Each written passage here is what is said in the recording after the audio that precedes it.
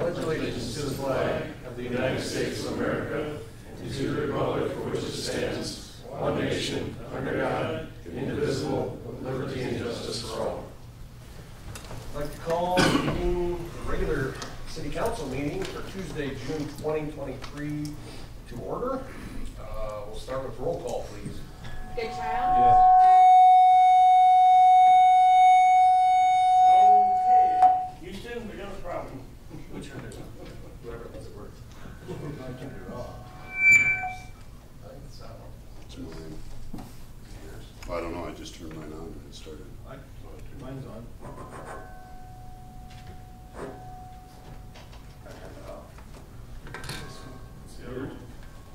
And mine turned up. This mic, all of us. Maybe this microphone here is moving towards me. It could pick up that. Here. You're turned out. Goodchild? Here. Shannon? Here. Wick? Yeah. Sturgeon?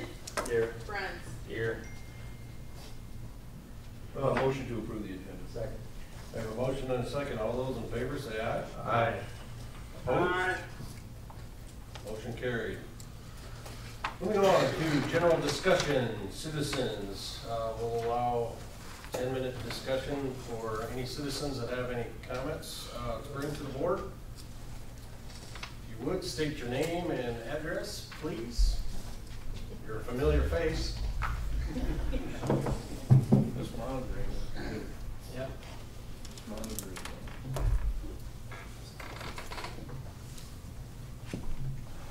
Mayor Rob and fellow council members, my name is Dick Kirchhoff. Excuse me, my name is Dick Kirchhoff. I live at 1154 Turnberry Avenue. I want to thank you ahead in time on the topics that we're going to talk about today. And I appreciate the urge to do it. Several weeks ago, I've had several people ask me if I would visit a little bit about the topics that I'm going to select here, or is selected, in regard to the history of Lamar's. And the three topics that I want to visit about today is number one, the city code, section number 170, which reads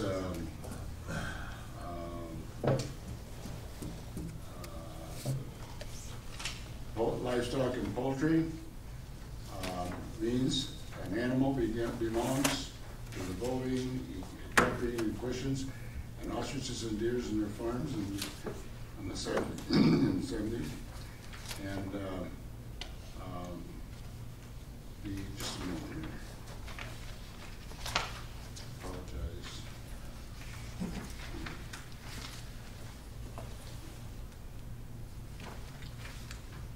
And the code reads, it is unlawful for a person to keep livestock within the city except except by the consent of the council, or except compliances in the city's regulations. That's number one. Number two, the second thing is backyard chickens, turkeys, and livestock. And number three is the bird flu influenza, which involves wild geese. And the purpose of really sharing the experience that I've had throughout the years as involving these topics is in 1966, I went to work for a feed company and got in the formula feed industry, and which services large units, hen layers, and also turkeys in the state of Iowa. And by involving that, in the Iowa, I was in 9 years. I was mayor of the Iowa Turkey Federation on the board of directors for 9 years, and within those 2 years was the president of the state of Iowa. And then, after I retired, I became the mayor in 2008 for the city of Lamar's.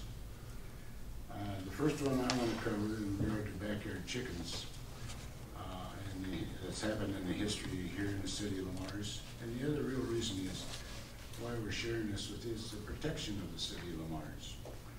But in 2012, I think it was either 2012 or 2013, this same topic came up on backyard chickens. And for those involved and around, you can't believe the controversy that led into of the people that wanted the chickens and the people that were against chickens. And it was a no-win situation for everything.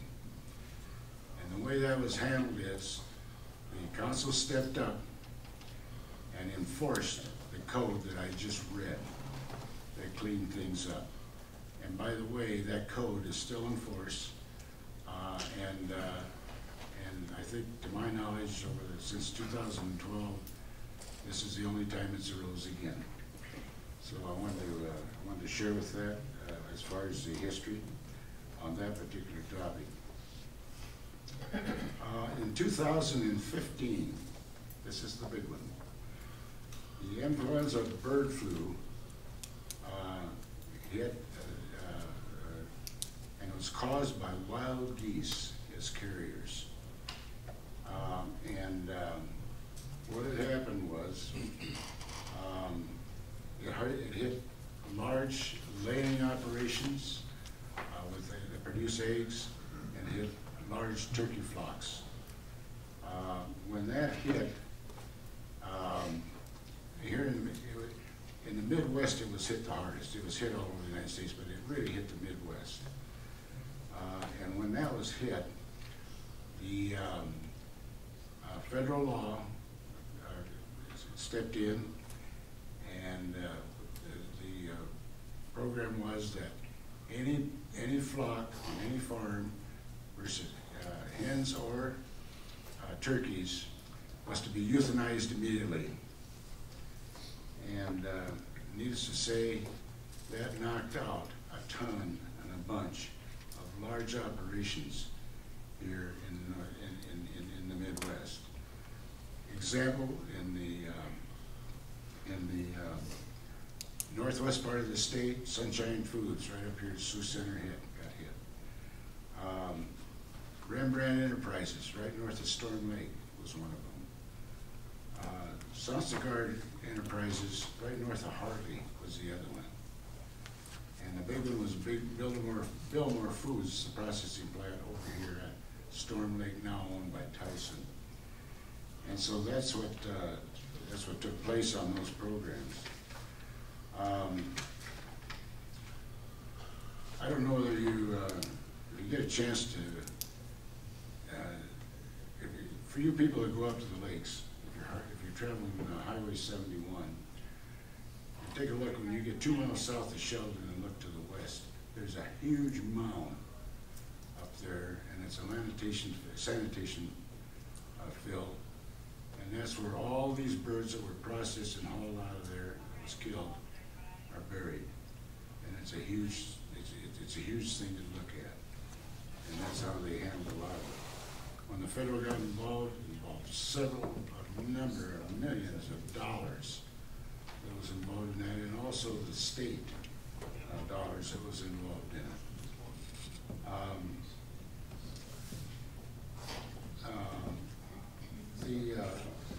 The effects on the city of Lamar's because of these wild geese coming through. When the geese fly south in the fall of the year, you all know that they always land or spend a lot of time or some time right out here at our pond by the golf course.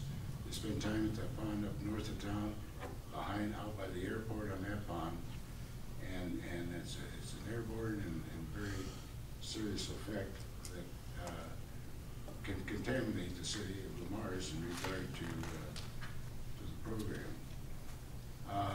Then in the spring of the year, those geese fly back, and it's the same thing that happens. Actually, in the city of Lamar's, when I was involved in a lot of people were we've got a beautiful city here. There's absolutely no two ways about it. And for several years, there's a lot of people in this town that's trying to make this a destination town for Northwest Iowa. And a prime example of that was last week. That program's working. Last week, look at our ice cream days and the amount of people that hit Lamar's. So it's worth, it's certainly worth, I believe, trying to protect and keep it. The only recommendation. 1 minute. 1 minute left. The only recommendation I've got is, and I have no authority anymore, the recommendation I've got is, an example, is number one, do not change that code of enforcement to effect, whether it's numbers, names, or what. Please keep that in, because that is a tool that you can use as council members to control that program. And the other thing is I would recommend that you continue to do what you're doing in regard, and under this recommendation from the city of Lamar's is concerned, is think about public safety and liability. Thank you for your time. Anybody got any questions, I'd be most happy to answer. Thank you, Mayor. Your call. You bet.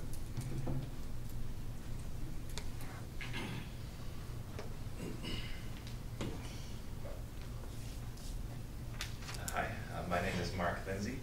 I'm a resident of Lamar's as well. I'm also here to speak on backyard chickens. I read just an article about the case of Katie Lochner, who I had never before met or seen. Turns out she lived fairly close to me, but it seems to me that when thinking about how to teach children in this era, helping them to learn responsibility and hard work and work ethic, and taking care of others, in this case chickens, I think that having backyard chickens is definitely a good thing for children. I think it sounds kind of silly to me to prevent parents from being able to teach children something that they can only learn by taking care of another living being. I think it teaches really, really good things to the children.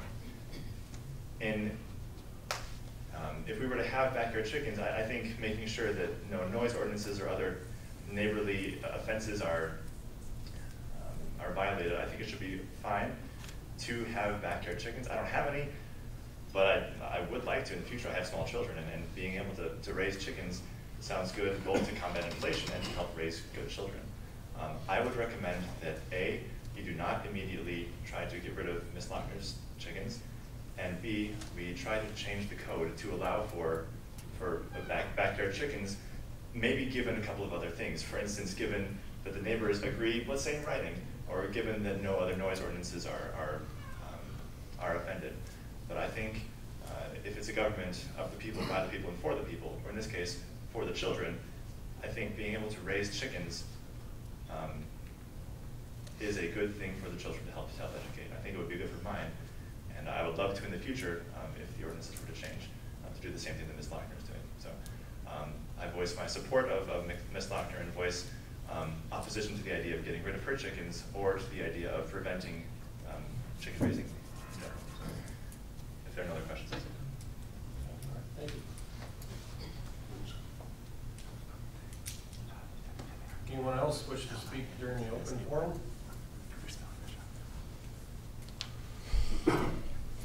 Ms. Lochner, you will have an opportunity when we get to your agenda item, but anybody else wish to speak? Okay. Moving on to Thumbs Up Award. Brian. Thumbs up for ice cream days and all the events that took place and even worked around the rain. Yeah, absolutely. Clark. I'm good. I want to echo Brian's Thumbs Up Award. Thanks to all the volunteers. Thanks to Maggie Catton, who was in charge of ice cream days, and to the Chamber of Commerce for all the effort that they put in. And I thought our city turned out very well, given the fact that the weather was not cooperative. So, Mark. Yeah, same comments about ice cream days. In particular, the department heads who are out there I know Dave was out there working and Kevin was directing traffic during the fun run.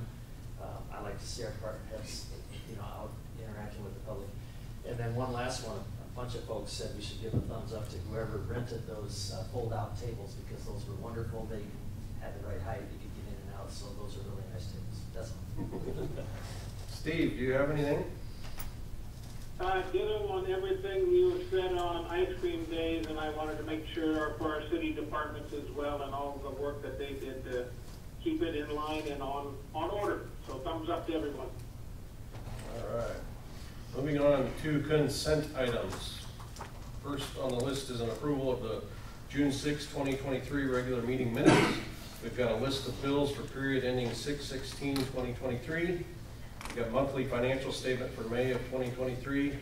We've got a renewal of the liquor license outdoor service area for Peas Pizza, Archie's, the Legion, Habitué, and Daily Stop. We've got an inter-fund transfer resolution that we'll need a roll call for. We've got some appointments to both the library board and the Historic Preservation Commission. And we've got a request to close the street for Scoop the Loop and a 2022 Lamar's Alley Improvement Project change order number 3. Jacob, do you got any comments on the transfer? No, not really. We're just finishing up the fiscal year. Pretty much the way it reads. So we always do some transfers at the end of the fiscal year. We'll have some on this council meeting and then next council meeting also have a few. Motion to approve consent items 1 through 8, including resolution 2330. Second. We have a motion and a second. We'll need roll call, please. Donlin? Yes. Wick? Yes. Sturgeon? Yes. Bruns? Yes. Goodchild? Yep. Motion carried. Moving on to action items. Mayor, can I just make one comment about Sure. C7? Just so everybody knows, that does fall during the time of the rail crossing project, and it could conflict with the detour. Because the way it is planned now, the contractor would anticipate putting the detour in effect on August 21st. Say that again. August This 21st. is the start date now? Well, the start date for the project is August 7th. Okay. That's when they're gonna start. Okay. But they won't have to redirect any traffic for the first 2 weeks. Gotcha, okay. Okay? Traffic would be, they anticipate redirected and using First Street August 21st. Okay, so 2 days prior to this event. That's if the project stays on schedule. Okay, so I did talk to Mick yesterday, so he's aware that there could be a conflict, and they'll make do with whatever space that they do get. So, just so you know. All right, moving on to action items, sewer rate ordinance. On June 6, 2023, council approved the second reading to amend the Lamar's Code of Ordinances, Chapter 99, sewer service charges. The rate increase is because of a budget shortfall due to 3 main factors. 1, increased costs due to inflation. 2, increased maintenance costs due to an aging facility. 3, increased costs due to the debt service on the UV project. A 10% rate increase effective July 1, 2023 is being proposed. The increase would essentially cover the budget shortfall. Administration recommends council approve the third reading, and the usage rates are published in the agenda, but the minimum charge for 1,000 gallons will be going from $8.51 to $9.36. I think on the third reading, you have to read all this. Okay. Usage. I am kidding. You have to listen to it. Motion to approve the third reading of ordinance number 979 to amend chapter 99 sewer service charges of the Lamar's Code of Ordinances. Second. We have a motion and a second. Roll call, please. Bruns? Yeah. Wick? Yes. Donlin? Yes. Sturgeon? Yes. Goodchild? Yep. Motion to adopt ordinance number 979 to amending chapter 99 sewer service contract, City of Lamar's Code of Ordinances, third reading. We have a motion and a second. Roll call, please. Bruns, Yes. Wick, Yes. Steinman, Yes. Sturgeon, Yes. Goodchild, Yes. Motion carried. Real quick, Jason, do you know how many gallons is the minimum charge up to? Is it 2,000? First? Oh, no. Doug, do you know? I think it's 2,000. I want to say 2,500. Well, I thought it was 2,000. I could be wrong.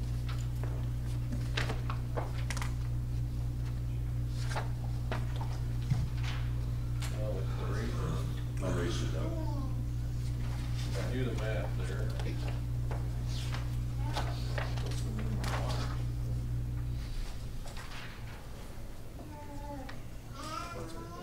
water? Tilly, what's minimum water? 2,000. What is it? The I first thought- 2,000. I thought they mirrored each other, that's why I was. All right, I was just curious. I'm gonna go with 2,000. I thought they mirrored each other. Enough. Jason's gonna go with it, that's a good number. Chan, do you know? Because I mean, in billing, it would be kind of a nightmare if they were different, wouldn't it?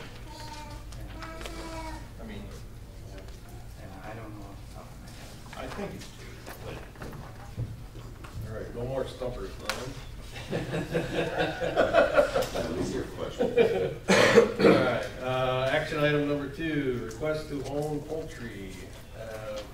At the June 6, 2023 council meeting, Katie Lochner addressed the council regarding her desire to keep various types of poultry on her property located at 822nd Street Southeast. Ms. Lochner informed the council that she currently possesses 17 birds on the property, which includes a turkey, a goose, 2 ducks, and 13 chickens. Because of the discussion occurred during general discussion, council could not take any formal action. Section 55.05 of the Lamar's Code of Ordinances prohibits the keeping of such animals within city limits without written consent from the council. The request is brought forward today to receive formal council action.